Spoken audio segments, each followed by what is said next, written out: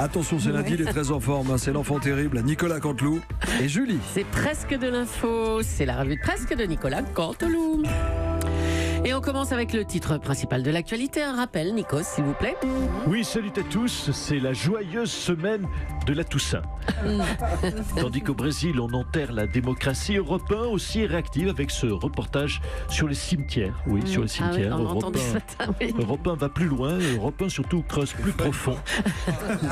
Terrible. Mais au-delà de notre enquête, Europe 1, oui, va plus loin. Europe 1 vous accompagne, on est avec vous. Résultat de notre enquête, il n'y a plus de place dans les cimetières. Oui, on doit parler de ce sujet parce que la mort fait aussi partie de la vie. J'en parlais ce matin avec le philosophe, non pas Raphaël Enthoven, l'autre, Jean-Philippe Sarkozy. Pardon, Nicolas Sarkozy. Pour le Jean-Philippe Copé de ce matin, hein, Nikos? J'avais Jean-Philippe Ballas en face de moi. Jean-François Ballas. Alors, Nicolas Sarkozy. Philippe, Jean-Michel Ballas, ça passe aussi. Oui, on en parlait avec Nikos. Tout ça est tellement relatif. Ouais, c'est vrai. Chaque fois que je vous dis la vie, ça passe vite comme un petit timbre de poste. Mais la mort, quand ça arrive, la mort, ça passe encore plus vite, comme un éclair. La mort, c'est comme un paquet d'M&M's. Il n'en reste plus qu'un seul dedans. Vous êtes assis dessus, il est tout mou, vous mangez le dernier, il est bleu, c'est la couleur qu'on aime le plus. Et c'est fini. C'est un peu ça, la mort. Ah ben dis donc, c'est accessible hein, comme philosophie en fait, hein, on a tout compris. Merci Nicolas Sarkozy pour cette leçon. Je sais pas. Le deuxième titre de l'actualité, c'est la victoire du PSG hier soir, 2-0 contre Marseille. PSG, ici c'est Paris. Marine Le Pen, mais depuis quand vous êtes supportrice de foot, vous? Mais enfin, Marquinhos, Thiago Silva, Neymar, avec tous ces Brésiliens au PSG, c'est devenu le club de l'extrême droite. Ah d'accord, oh là là là là là là, bon. Allez, c'est bon Marine Le Pen. Tout le week-end, on a entendu parler du pouvoir d'achat des Français. On va en parler maintenant avec le ministre de l'économie. Oui, Bruno. Oui, avec le ministre de l'économie, Jean-Philippe Lemaire. Non, c'est Bruno. Bonjour Julie. Bonjour. Nikos, bonjour à vous les sous-fifres. Je vous comprends, je suis Bruno Le Maire, le dernier des Mohicans, le dernier ministre star du gouvernement. Qui a dit c'est vous dire le niveau du gouvernement? non, c'est vous, personne. monsieur Aliaga? Non, J'ai rien dit, non. Vous Alors- laissez aller, hein, faites votre Oui. numéro. Concernant la hausse du pouvoir d'achat des Français, le gouvernement n'arrête pas de dire « vous verrez sur votre feuille d'impôt, vous verrez sur votre fiche de paye ». Oui, chère Julie, vous verrez clairement, je le dis, je l'affirme, sur votre fiche de paye que vous allez gagner plus d'argent que l'an dernier. Enfin, pas vous, Julie, ça ne marche pas pour vous parce que vous bossez 2 fois moins cette année. Mais sur chaque Allez. fiche de paye des Français, nous avons ajouté une nouvelle colonne. La somme que l'on gagne en plus par rapport à l'année précédente, c'est ça la nouvelle colonne? Non, c'est une case plus exactement, une case à gratter. Dans un tac au tac, qui vous dira combien vous allez gagner en plus. Faisons, si vous voulez bien, un essai. Tiens, je prends, D'accord. j'ai ici la fiche de paye de monsieur Aliaga. Au hasard, hein, Nico, ce Je matin. la découvre avec vous. Mais lâche-moi. Je la découvre avec vous. Oh la putain de ta mère! Vous êtes là, monsieur le ministre? Pardon, Vous êtes sûr que excusez-moi, c'est ça la m'a mienne? échappé. Vous C'est pas délivrez celle de mon ça par Canteloup? moi, monsieur Aliaga. Ça doit être celle de Canteloup. Ne sortez pas des sentiers battus. C'est ça. Je gratte la case pouvoir d'achat en plus. Et voilà. 2 euros. 2 euros. Vous avez gagné 2 euros en plus. Oh bah dites donc, c'est pas terrible, hein, 2 euros en plus Oui, de mais pouvoir écoutez, d'achat. il va falloir vous réjouir quand même. C'est la somme la plus importante que l'on puisse gagner au jeu du pouvoir d'achat Ah de bah. notre tac au tac gouvernemental. Ah bah d'accord, on fera avec. Hein. Il y a Merci d'autres Bruno Le sommes, Maire. 10 centimes, 20 centimes, 50 centimes. C'est ça. Allez, à bientôt. On parle déjà des élections européennes. L'hypothèse royale perturbe la gauche. Bonjour Ségolène Royal. Oui, bonjour. Alors, monsieur Abiker, j'y vais ou j'y vais pas, hein? Mademoiselle Bouchard, j'y vais ou j'y vais pas? Jean-Mich Chaufrotti, j'y vais ou pas? Hein? Et puis non, j'y vais pas. C'est quoi? Je vais me faire désirer.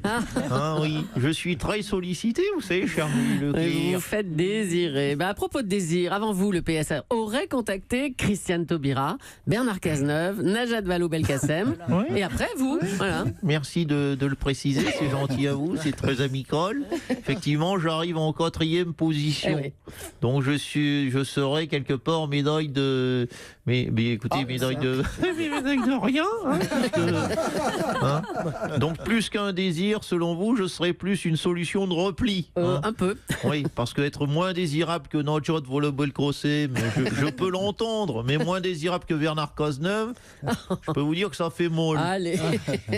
Alors ça vous contrarie de ne pas être un premier choix, Ségolène Royal? Oui, écoutez, disons que je suis lucide. Cet appel du Parti Socialiste est un peu comme le fameux SMS que votre ex bourré vous envoie à 23h58 et il vous dit « T'es où hein? T'es où? Tu fais quoi ?» Si vous n'êtes pas trop conne, vous vous dites « Tiens, il est 23h58, il est possible, je dis bien possible, que je ne sois pas son premier choix. » Il n'avait pas envie de passer la totalité de la soirée avec moi, c'est ce que je me dis. Hein, vous l'avez déjà reçu, ce SMS de 23h58, mesdemoiselles autour de la table? Bah non, jamais. Pas menteuse. Ah bah. Alors, Ségolène Royal, une réaction à l'élection de Bolsonaro au Brésil. Hein. Il a l'intention, entre autres, d'exploiter la forêt amazonienne. C'est pas une très bonne nouvelle pour l'écologie, ça. Non, ça, pas vraiment, pas vraiment. C'est pas une super année pour la planète. Hein. Donald Trump fait repartir les centrales à charbon. Le Brésil veut raser l'Amazonie pour en faire un parking. Emmanuel Macron veut rendre le glyphosate obligatoire dans les biberons. Franchement, quand j'étais ministre de l'écologie, c'était quand même moins le beau-sort. Hein. Hein, oui, on commence à la regretter, là, Ségolène. Ah bah oui, on commence. Le bozor. Et puis, Philippe Gildas nous a quittés ce week-end. Frédéric Mitterrand, vous allez bien nous faire un petit hommage. Avec plaisir, enfin, avec tristesse. Musique 3-4. Tu es parti, Philippe Gildas. C'est dans ton studio de radio que Coluche a créé les fameux Restos du Cœur.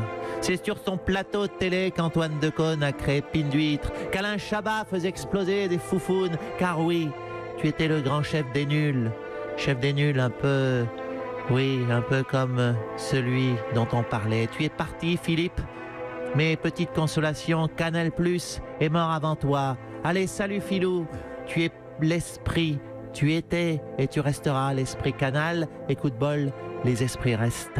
Merci Frédéric. Allez, la multiplication des accidents de chasse fait croître le débat. Faut-il tout simplement interdire la chasse? On est au téléphone avec Jean Lassalle. Vous vouliez réagir, monsieur Lassalle? Ouais, bonjour, monsieur Yaga. Bonjour à tout votre troupeau, autour de vous, bien docile. Écoutez, moi qui fréquente beaucoup de chasseurs, mais également beaucoup de sangliers, je voudrais essayer de réconcilier, c'est important, les partisans et les opposants de cette activité typique de nos terroirs. Ah, vous comprenez, vous, que quand on confond un promeneur avec un sanglier, on puisse se poser la question de l'interdiction quand même? Écoutez, franchement, Mme Julie, moi, il m'est arrivé qu'on me prenne pour un sanglier. Qu'est-ce que je fais? Est-ce que j'ai réclamé l'interdiction de la chasse pour autant? Non. Monsieur les gars, je me suis remis en question. Je me suis lavé, j'ai arrêté de marcher à quatre pattes et j'ai changé de coiffure. Et depuis, pas un chasseur, pas un seul ne m'a tiré dessus. Si les gens ne veulent pas être pris pour des sangliers, ils n'ont qu'à prendre une douche avec de la volonté. Emilien! Excusez-moi, Jeannot, je t'ai pris pour un ragondin. Ah, mais enfin, fais gaffe, Emilien. En plus, j'ai mis un chapeau. Comment t'as pu confondre? Excusez-moi, je suis un peu bourré. Mais, enfin, il est même pas 9h. Faites, vous avez raison, Magie. Il y a peut-être un problème avec les chasseurs. Emilien! Tire pas sur ma femme! Désolé, j'ai cru que c'était une belette. Oui, mais ma femme, c'est une belette! Ça va, chérie?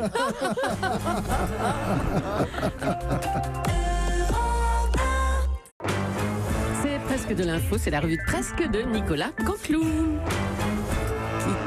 Ils sont encore dans le studio. Nico Saliagas et Alain Souchon. Oui, je suis avec Alain Souchon qui est en ligne avec nous. Nous sommes avec Sylvie Vartan. Bonjour Alain Souchon. Oui, bonjour. Bonjour Sylvie. Ils t'ont fait le veto, dis donc. Alors, vous êtes où Alain Souchon? Écoutez, je suis dans ma maison, j'ai une maison, et puis j'ai un bureau aussi, je suis dans mon bureau. Je prends mon petit déjeuner dans mon... Je prends un bol de café parce que j'ai un bol Je prends une petite tartine parce que j'ai un grille-pain. Alors, vous êtes là pour soutenir la maladie des coccinelles. Parlez-nous un peu de cette maladie. D'où ça sort? On ne connaît pas cette maladie. Ben c'est mon fils chanteur Ours qui a été sensibilisé sur cette maladie, et Ours m'a dit: Ah, vous avez un fils, il s'appelle Ours. On est dans la même famille. On se rejoint tous sur Europe 1, tous en famille. À vous, mon cher Nikos. Super, merci d'être venu. Oui, pardonnez-moi, l'Actu Surround, parce que tout se bouscule Allez, aujourd'hui. Nico, Sylvie ça vous. nous a fait le bonheur de rester avec nous dans le studio. L'Actu Surround, c'est la météo qui est folle. The weather is crazy. Oui, vous avez compris, je pique des auditeurs aussi à la BBC. On a crevé de chaud jusqu'à hier, et ce matin, il y a 3 mètres de neige. Dans le Massif central, 800 voitures sont bloquées entre Saint-Étienne et le Puy-en-Velay. Oui, le Puy-en-Velay. Bon, le pire, c'est pas d'être bloqué par la neige, mais d'être bloqué entre Saint-Étienne et le Puy-en-Velay. Oh, ça va, oui. Le pire encore, ce serait d'être secouru par Laurent Wauquiez, qui, je rappelle, est le maire du Puy-en-Velay, et qui vous ramène chez lui. Voilà. Bon courage à tous. On embrasse Saint-Étienne, Julie. Oui, merci. Oh, mais tiens, il y a... Oh, bah ça, c'est une surprise. Qu'est-ce qu'il y C'est a? vraiment la grande famille qui se rejoint. Il y a Laetitia, Oh. qui passe dans les locaux d'Europe 1. Oh oui, bonjour, c'est tellement merveilleux d'être de nouveau réunis, d'être avec vous. Mais vous faites quoi à Paris, Laetitia? Oui, je suis venu pour le testament. Le testament, oui, quel testament? Mais le testament de Philippe Gildas. Oh non, arrêtez. C'est pas J'ai- vrai. Non, mais je l'ai croisé, je l'ai bien connu sur la fin il y a une douzaine d'années. Et il m'avait promis de tout léguer à Dja Dejoy. Il était breton, Philippe Gildas, c'est la loi bretonne. Oui, voilà, c'est ça, oui, comme bien ça. sûr, bien sûr, bien sûr. On a entendu la très belle chanson écrite par David pour son père. Vous allez rendre les droits de 100% à David? Rendre 100% des droits, jamais de la vie. Ben, vous irez voir le concert de Sylvie Vartan, Laetitia. Je sais pas si j'ai assez de sous pour voir son concert, mais si j'ai des invites gratuites bien placés, oui. Bon, ben on demandera, allez. Je À les bientôt. attends. Oh, Allez. vous êtes très à l'aise dans le studio, je Oui, le oui, sens. très. C'est Aucune tellement gêne. décontracté, Oui. ça me fait tellement plaisir de voir cette ambiance décontractée. Oh, en famille. merci d'être passé. Manquez plus que Oh, vous. j'aime vous mettre à l'aise. Ah oui, oui, vraiment. Sylvie est cool, tout va bien. Bon, allez, on va parler d'autre chose. Hein. Le Brésil, qui a donc élu Jair Bolsonaro à sa tête. Le dirigeant d'extrême droite fait peur, hein, son populisme inquiète. Et bah, il y a peut-être de quoi quand même. Music. Comme les nazis, je m'envole au paradis, je vais à Rio de Bolsonaro. Oh là là là là. Pardon, je suis de bonne humeur, vous l'avez compris. Bonjour à tous et à toutes. Bon dia, Juan Miguel Apathy. Oui, il a parlé de moi, Jean-Michel Apathy, car oui, je soutiens Bolsonaro. Et oui, c'est un crime. C'est un crime contre la terre, la déforestation de l'Amazonie que propose Jair Borsalino avec Marine. Ils n'ont rien en commun avec Marine Le Pen, mais je vais vous dire, il y a un véritable tremblement de terre. On vire la gauche au Brésil, on vire Merkel, on vire l'ancien monde politique. Mais je vais vous dire une chose, tant qu'on ne vire pas les journalistes politiques, ça me mat. Bon, ben on vous garde, Jean-Michel. Hein. Bonjour Marine Le Pen. Oui, écoutez, déjà, je ne m'appelle plus Marine Le Pen, mais Marignao Le Peño. La dirigeante, vous l'avez compris, du Rassemblemente Nacionalista. Oh, le Brésil, ses plages, son Corcovado, ses caipirinas, sa police militaire, son populisme tropical. Oh là là là là, vous savez quand même que le monde entier désapprouve le choix des Brésiliens, Marine Le Pen. Oui, avant, vous l'aurez noté, c'était les gentils Brésiliens. La plage, le carnaval, le foot, les mannequins Victoria's Secret. Et maintenant, ça y est, alors ce seraient les méchants Brésiliens fachos. Oh mon Dieu, la honte, les Brésiliens, bouh, ils sont dans les champs, dans les campagnes, oh là là, ça fait peur à tout le monde. Mais si ça ne vous va pas, si ça ne vous plaît pas, ce qui se passe au Brésil, je le dis aux Européens, faites un Brexit. Voilà. Oui, un Brexit. Oui, j'ai bien trouvé. Oui, je travaille toute la nuit là, sur ce thème avec Sébastien Chenu. On sort le Brésil du monde, voilà. Le Brésil ne fait plus partie du monde tant qu'il est extrême droite. Vive le Brexit. Le Brexit, pardonnez-moi. Ah oui, Cela dit, moi je vous le dis, je m'en fous. J'ai pris 2 billets pour Rio de Janeiro afin de présenter mes félicitations au président Bolsonaro. Poussinette, Bonjour, Madame Julie. Bonjour Louis Alliot. Alors vous partez aussi pour le Brésil avec votre compagne? Oui, mais maintenant, je m'appelle Luisao Alliao. Oui, c'est ça. Pouchinette, j'ai fini les valises, j'ai mis ma tenue traditionnelle brésilienne. Écoute, Loulou, non, tourne-toi. Ok, non, je suis pas sûr, Loulou. Les talons hauts, les grandes plumes d'autruche sur la tête et le string paillettes, c'est rigolo, mais on va voir un chef d'État, Loulou, un chef d'État. On va pas danser dans les rues à moitié à poil. Oui, Pouchinette, mais je voulais faire honneur aux traditions. Oui, mais fais comme moi, mets un treillis militaire et t'es Rangers, voilà. Tu sortiras tes plumes pour le grand carnaval de Hénin-Beaumont, hein, avec Rizzi Mourinho. Oh non. Allez, merci Marine Le Pen et Louis Alliot, et bon voyage au Brésil. Hein. Oui. Angela Merkel renonce à la présidence de son parti, la CDU. Madame Merkel, bonjour. Bonjour. Vous ne vous représentez pas non plus à la fin de votre mandat en 2021. Les Allemands ne vous ont jamais pardonné votre gestion des migrants. Oui, j'avoue, avec le recul, dans un monde qui vire au populisme et à l'extrême droite, faire venir 1 million de migrants comme je l'ai fait, c'était peut-être pas très malin. Comme vous dites. Oui, c'est comment vous dire une image, c'est un peu comme inviter un couple d'amis juifs à manger chez Hitler en 1939. C'est pas très malin. Pas très malin non plus, évidemment. Oui, c'est comme amener un ami musulman à manger au restaurant le pied de cochon. C'est peut-être pas très malin. C'est bon, on a compris l'image, on a compris. Oui, c'est bon. comme inviter Laurent Cabrol pour un week-end romantique à Vittel. C'est peut-être pas malin du tout. Allez, ça va. En tout cas, vous avez pris acte du désamour des Allemands en décidant de ne plus vous représenter. Ah, vous savez, mon modèle politique, moi, ça a toujours été François Hollande. J'écoute toujours ce qu'il fait. Ah bon, François Hollande? Je vous signale que ce week-end, Gaspard Ganzer a dit que François Hollande vous laisse représenter. Voilà, c'est ce que je vous dis. J'écoute toujours ce que François Hollande dit. Et je fais l'inverse. On va revenir maintenant sur cette info un peu folle, Abdelaziz Bouteflika, qui sera candidat au présidentiel de 2019 en Algérie. Michel Simès, vous êtes médecin. Est-ce bien raisonnable? Bonjour Marina. Eh oui, je suis candidat, aurait déclaré Abdelaziz Bouteflika. Enfin, aurait bavouillé Abdelaziz Bouteflika. Pour être précis, il a dit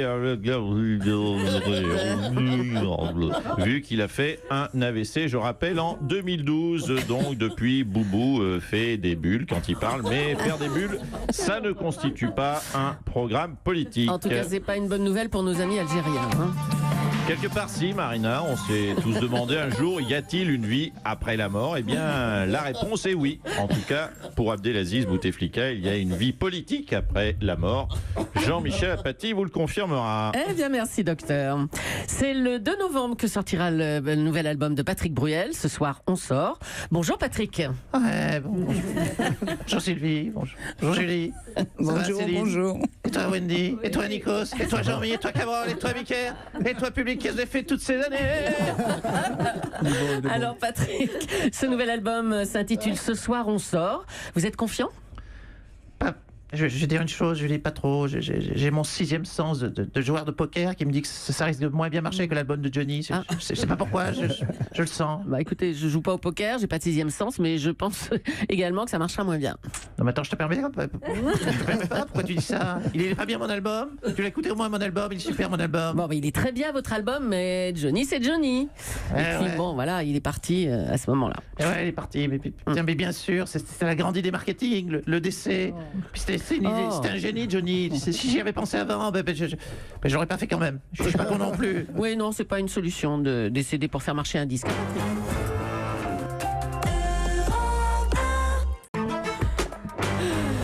C'est presque Nicolas Canteloup, ça aurait pu être vous, hein, Nikos. Allez, c'est la revue de presque, bien sûr. Et tout de suite, on va les retrouver dans le studio, hein. Mais vous êtes encore dans le studio, bien sûr. Oui, bonjour, c'est Audrey Crespo-Amara. Alain Juppé est mon invité. Alain Juppé, est-ce que vous avez des regrets par rapport à la présidentielle? Vous pourrez être président à l'heure qu'il est, Alain Juppé? Non, pas le moins du monde. Écoutez, j'ai une vie passionnante. La preuve, hier, j'ai inauguré le plus haut immeuble en bois des Landes. C'est vrai. C'est inédit. Nous avons fait tous les étages. Vous voyez, c'est un moment de politique de terrain qui est fort. Alors, Alain Juppé, est-ce que si François Fillon vous avait demandé d'y aller au moment de la présidentielle, vous y seriez allé? Écoutez, d'abord, il ne l'a pas fait, ce bâtard. Je n'ai aucune amertume contre cet enfoiré. Écoutez, voilà, je n'ai pas gagné, j'ai pas gagné. Arrêtez de me péter les rouleaux avec ça. Je ne suis pas amer. Je ne suis pas amer, voilà. Alors, autoritaire, froid, hautain. Vous parlez de moi. Non, sinon j'aurais dit chiant. Oh là là, non. Alors, Montesquieu faisait l'éloge de la modération. Oui, écoutez, je crois que c'est un auteur, Montesquieu, que l'on doit redécouvrir, qu'il faut savoir relire. Oui, alors, il y a également, il n'y a pas que Montesquieu qui a fait des phrases. Il y a aussi Aristote. Aristote qui avait dit de mémoire, dis donc Maria, où est-ce que tu as rangé les olives? Alors, bon, je vous l'accorde, c'est pas sa phrase la plus connue. En tout cas, merci Alain Juppé d'avoir répondu aux questions et à l'interview d'Audrey Castorama. Allez, on va rester avec vous, Nico. Ça, vous nous rappelez le titre principal de l'actualité. Oui, tout à fait. Super interview, en tout cas, de Roberto Alagna de ma part. Oui. Nous embrassons, on a bien sûr Roberto Alagnol. C'est Lolo Cabrol qu'on embrasse. Alagnol. Alagnol.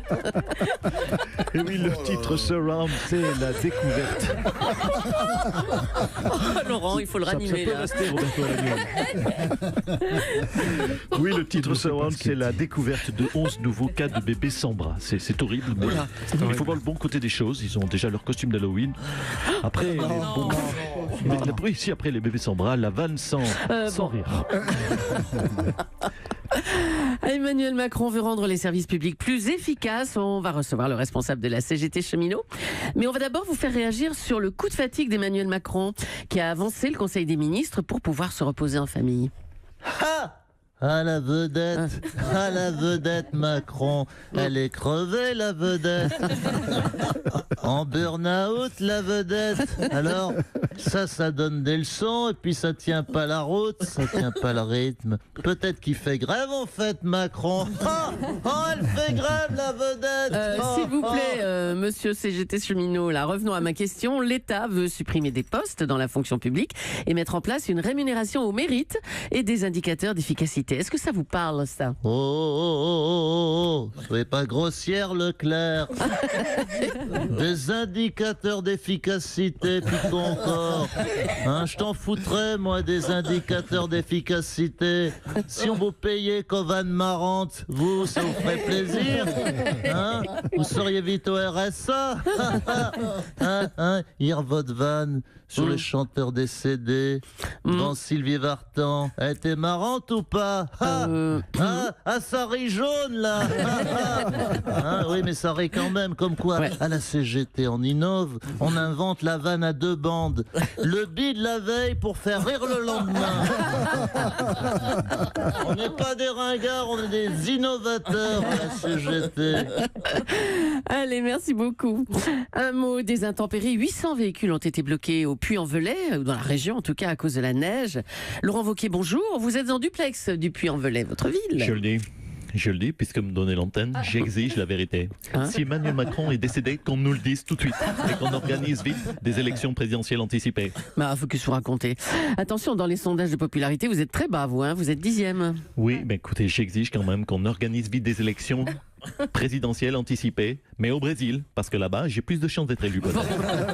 Bon, moi, je vous parlais des 800 automobilistes surpris par la neige au Puy-en-Velay. Mais vous savez, moi, je n'ai pas été surpris. Pourquoi? Parce qu'été comme hiver, printemps comme à l'automne, j'ai ma parka rouge. Il peut neiger à tout moment, je suis prêt. Et oui, gouverner, c'est prévoir. Un petit mot quand même pour ces gens qui ont été bloqués? Je le dis à ces gens, je sais ce que vous ressentez d'être bloqué au Puy-en-Velay. Moi-même, j'ai été bloqué là-bas pendant 8 ans. 8 ans quand j'étais maire. Et je peux vous dire que c'est une expérience, traumatisante.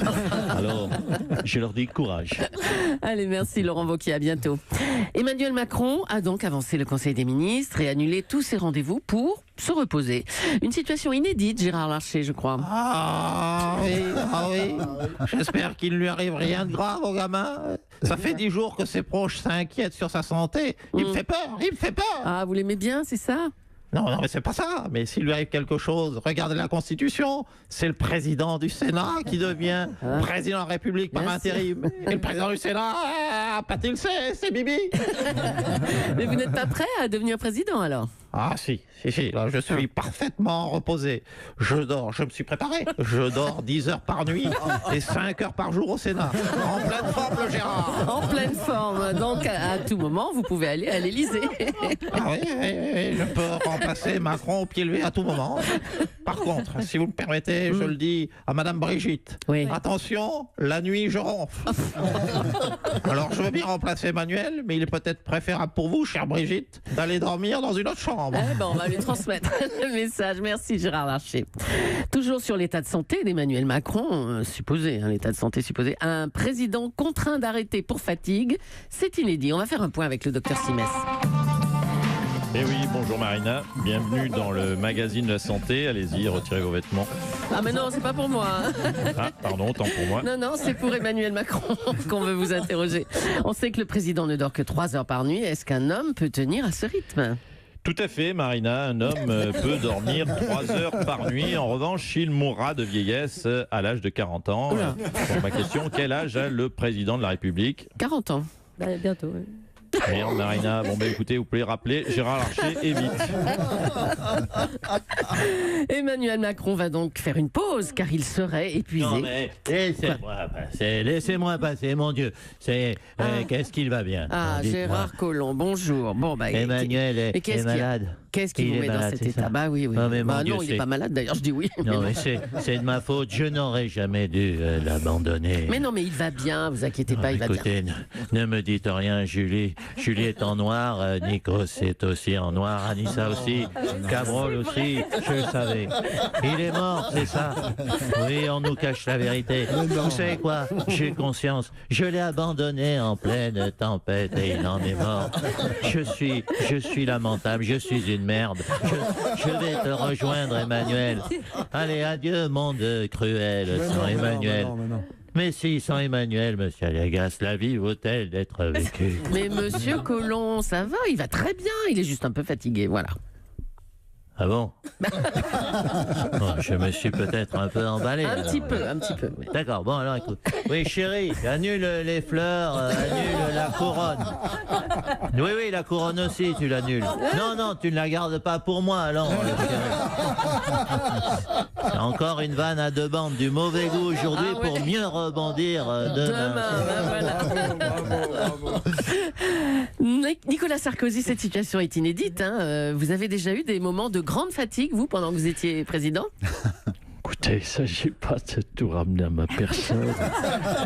C'est pas mon genre de tout ramener à moi. Mais bien sûr, le pouvoir, ça peut vous fatiguer. Mais moi, c'est pas réellement le pouvoir qui m'a fatigué. Ah, c'est quoi? C'est plutôt les juges qui me fatiguent. Ils me fatiguent, les juges. Vous pouvez pas savoir ce qui me fatigue. Des fois, j'ai envie de tout annuler, partir loin dans un pays où il y a pas d'extradition, par exemple. Me reposer un gros week-end de 30 ans au Paraguay. Oui, bref, quel conseil vous pourriez donner à Emmanuel Macron pour gérer sa fatigue, justement? Écoutez, les énergies. Être attentif aux vibrations du grand tout. C'est parti. Oui, sentir la vie comment vous dire, qui fourmille autour de soi, parce que vous le savez, la vie, c'est pas le pouvoir ou les dorures. Namasté. La vie, ça passe comme un petit timbre. Puis la vie, c'est fragile, vous savez, c'est fragile comme un Kinder Surprise qu'on essaye d'ouvrir en 2 sans le casser, qu'on n'y arrive pas et que ça fait plein de miettes partout. Et qu'en plus, on n'arrive pas à construire la surprise en plastique, même avec la notice. Alors on s'énerve sur un Kinder Surprise, mais il ne faut pas s'énerver. Parce que c'est pas ça la vie. zénitude. On adore. Ouais. La vie sans Nicolas Canteloup et chaque matin sans Nicolas Canteloup n'aurait pas été le même. Merci Julie et Nicolas pour la revue de presse.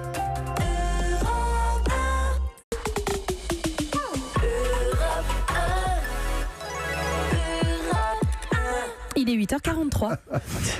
Il est là, Nicolas Canteloup, il arrive. On rit déjà, c'est vous dire. L'insortable, mais c'est notre ami et on l'adore parce qu'il est talentueux. La revue de presse et Julie.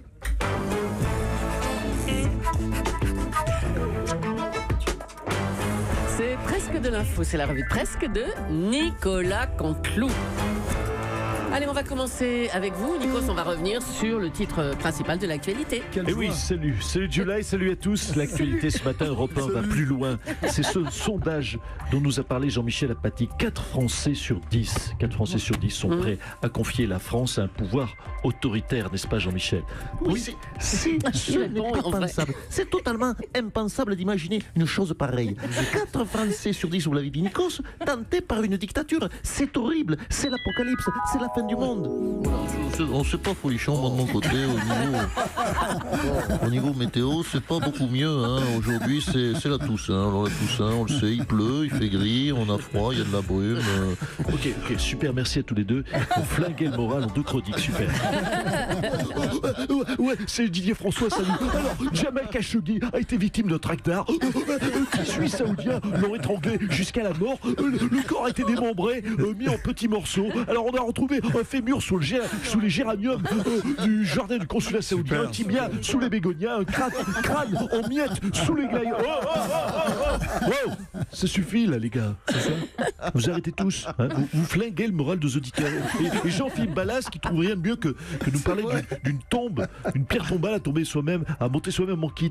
Moi, je vais en prendre une pierre tombale si ça continue. Oh non, faites pas ça, Nikos. Allez. Il a raison, ils m'ont miné ce matin. C'est l'événement littéraire de cette semaine, le livre de Ségolène Royal, intitulé « Ce que je peux enfin vous dire ». Bonjour Ségolène Royal. Oui, toujours vivante, rassurez-vous, toujours la banane, toujours debout. Oui, bonjour madame. Oui, c'est du Renault, je suis une femme debout. Bonjour Nikos. Quelle joie. Alors... Bon, écoutez, là, je suis une femme debout assise, mais debout tout de même. Oui, bien sûr, oui. Alors, dans ces livres, vous dézinguez à tout va Emmanuel Macron, François Hollande, Lionel Jospin, Laurent Fabius. Oui. Écoutez, quitte à sortir quelque chose, j'ai sorti la sulfateuse. Hein. Elle va faire des victimes, là, si vous voulez.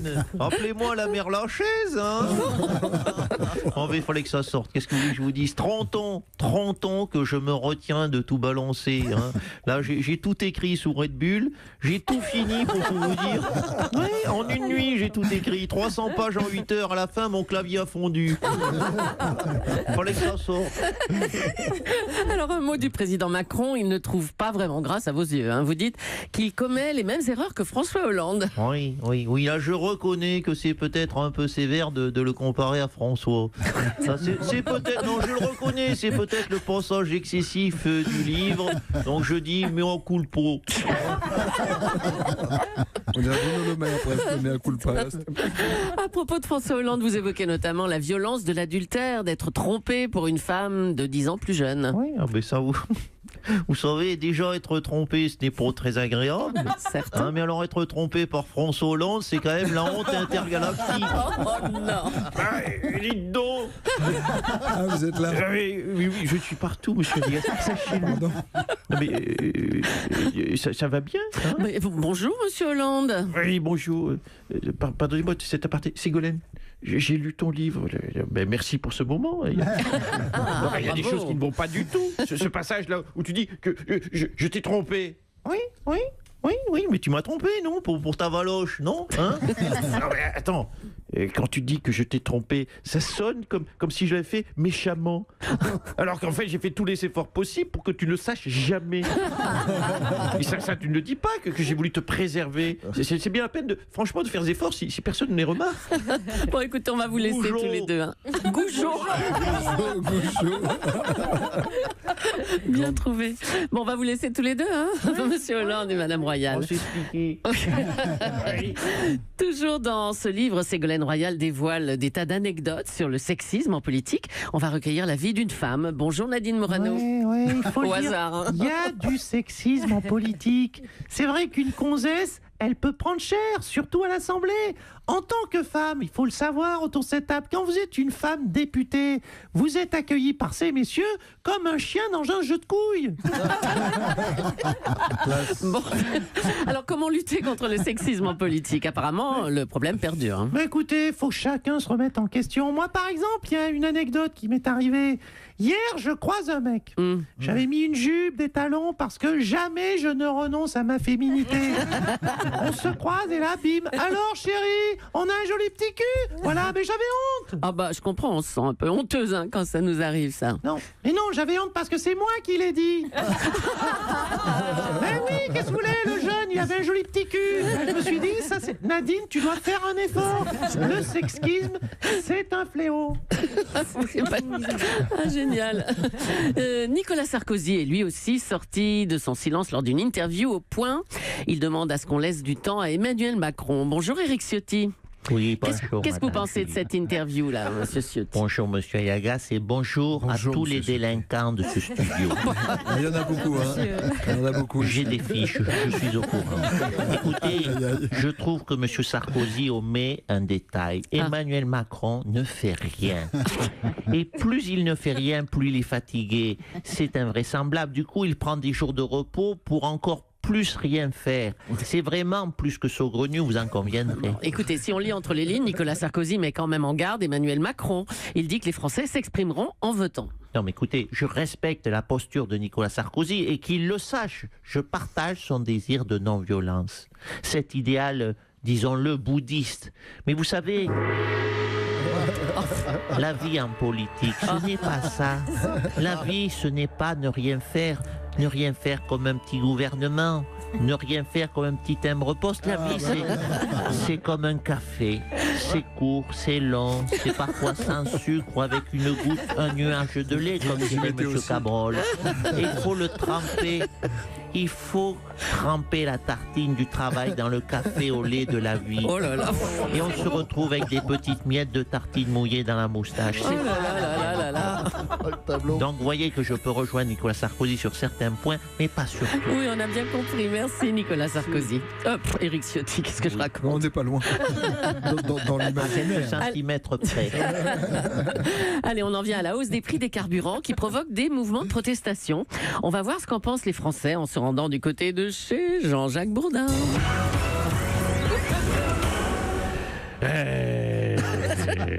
Bonjour, c'est Jean-Jacques Bourdin. Bienvenue sur RMC. RMC, radio moins de carburant. Bien. Car oui, on va parler des prix de l'essence. Que peut faire l'État? On va en parler avec une experte politique, c'est Catherine Ney. Et Catherine Ney... Ah pardon, c'est pas Catherine Ney, on me fait signe en régie. Quoi? Mais c'est mal écrit, Christine, aussi, sur cette fiche-là. Hein. C'est un monsieur Ney alors. Son prénom... René. Oh là là. Bravo, magnifique. C'est mal écrit. Vraiment, les gonzesses, faut voir vous... Oh non, on sent qu'on vous écrivez les fiches, franchement. Bonjour René. Ouais, c'est Jean-Jacques. Moi donc, je suis chauffeur de taxi à Fréjus et je voulais dire que le prix samplon, c'est n'importe quoi. Hein. Ouais. Je me souviens quand ils disaient Total, vous ne viendrez plus chez nous par hasard. On s'en souvient. Mais attends, mais même pas par hasard, mais moi, j'y fous plus un pneu. Hein. Déjà qu'ils te vendent un paquet de chips à 18 €, alors n'importe quoi. Hein. Oui, déjà qu'ils te vendent un paquet de chips à 18 €. Mais René, reprenons-nous. À la racine du problème, il y a quand même le prix du baril. Eh ben voilà, c'est les Arabes qui foutent le bordel. Ouais. Les Saoudiens, le Qatar, faut qu'ils comprennent qu'on les tolère parce qu'ils ont acheté des mares, pas parce qu'ils augmentent le prix de l'essence. Est-ce que nous, on leur augmente le prix du foin pour leurs chameaux? Eh ben non, on les empêche pas de se déplacer. Est-ce qu'on leur augmente le prix du foin pour leurs chameaux? On les empêche pas de se déplacer. Mais René, pourquoi excusez-moi de vous poser cette question. Pourquoi vous ne passeriez pas à la voiture électrique? Une voiture électrique. Non, mais Jean-Jacques, t'as bu ou quoi? Moi, je veux conduire une bagnole, hein, pas une tondeuse à gazon. Hein. Si je me paye un pot de yaourt avec du Yannick Noah dans l'autoradio et que je le branche à une prise de courant, les clients, ils vont croire que je suis pédé. Non, faut respecter notre profession. Un taxi, c'est l'odeur du diesel, c'est le parfum des gitanes de maïs, et puis l'odeur de sueur du travailleur viril, tu vois, qui bosse 11 heures par jour. Bien sûr. L'essence du taxi, c'est surtout l'essence de notre métier, quoi. Mais alors là, quel poète vous faites, René? Ouais, je sais pas, ça m'est venu comme ça, là, bing. Mais ne vous excusez pas, c'est splendide. Ronsard et Dubélé n'ont qu'à bien se tenir. J'espère bientôt lire un de vos recueils. Nous aussi. À vous, Julie. Bravo Nicolas Canteloup, super. Un grand Ça bravo. fait du bien. Oui, Julie, Nicolas Canteloup et les auteurs Philippe Cavrivière, Laurent Vassilian, Arnaud Demanche, tout cet imaginaire, on imagine avec Nicolas Canteloup et on rit, et quoi de mieux que de commencer la journée en riant. C'est presque de l'info, c'est la revue de presque de Nicolas Canteloup. Et on va commencer avec cette triste nouvelle. Le fondateur des confitures Bonne Maman et des compotes de fruits Andros est mort. On est en duplex de ses funérailles. Oui, ma chère Julie, bonjour à tous. Je salue toute l'équipe, Ève Roger, Jean-Michel Apathy, Lolo Cabrol, Anissa, Pierre, cher Pierre.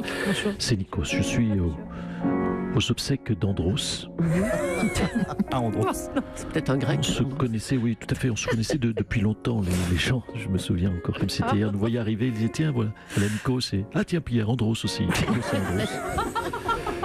Je me demandais juste, je parle doucement parce que le cortège est en train de s'élancer. Tout le monde est là. Il y a Bonne Maman qui est en larmes. Papy Brossard est venu aussi avec Mamie Nova. Merci grand-mère. Oui, grand-mère est là et elle nous sert à l'instant du café, croyez-moi. Bon café. Grand-mère, tout à fait. Pierre le sait, grand-mère sait faire du bon café. Ne pétez pas les vannes avant, Pierre, s'il vous plaît. Merci. Pierre, Nikos, j'aurais jamais fait ça. Bon alors, Nikos, qu'est-ce qui se passe là? Écoutez, tout le monde est là. Il est très tôt là. Il est très tôt au cimetière. Le soleil vient de se lever. Voilà l'ami Ricoré. Non. Avec les potes de Confipote.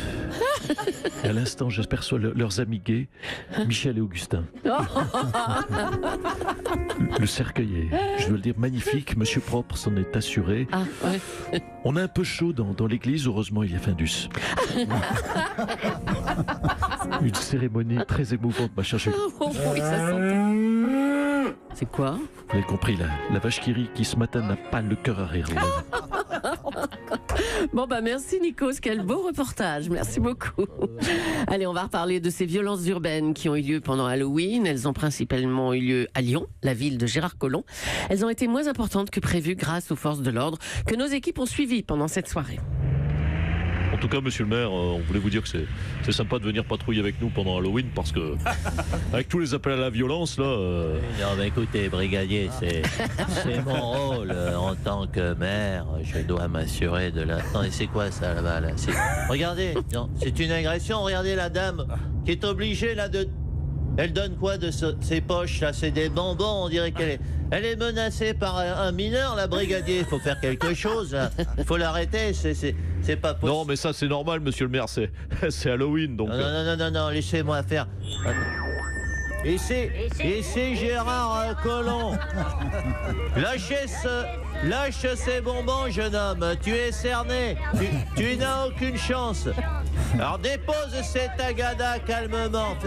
Fais pas le con. Dépose ces nounours en guimauve à tes pieds et recule 2-3 pas. Oh là, ça c'est du boulot. Allez, on l'embarque. Vous vous rendez compte, brigadier, à 6 ans, raqueter des vieilles dames pour des bonbons. Allez, tiens, passez-moi s'il vous plaît. Je change les idées à un petit caramel. Merci. Merci, brigadier. Oh, mur. Oh, encore un dentier. Un dentier de foutu. Oh là. Bon, allez, on vous laisse, monsieur Collomb. Allez, merci, à bientôt. Excusez-moi. Monsieur, c'est Benoît Hamon? Oui, est-ce que je pourrais avoir un bonbon? Non, parce qu'aujourd'hui, c'est la fête des morts et Je me dis, c'est un petit peu ma fête à moi, quoi. Aussi. Ça fait plaisir de voir qu'il y a un jour où on pense à moi. Oui, allez, c'est bon. Merci, Benoît Hamon. Emmanuel Macron se repose à Honfleur. Bonjour, Monsieur le Président. T'as voulu voir Vierzon et on a vu Vierzon. T'as voulu voir Vesoul et on a vu Vesoul. T'as voulu voir Honfleur et on a vu Honfleur. J'ai pas voulu voir Vesoul, alors j'ai décidé de pas foutre un seul pied à Vesoul. Ça d'ici que j'aille de me perdre à Vesoul ou Vierzon, c'est pas demain la veille, cher Pierre de Villeneuve. Mais au fait, il est où Nikos ?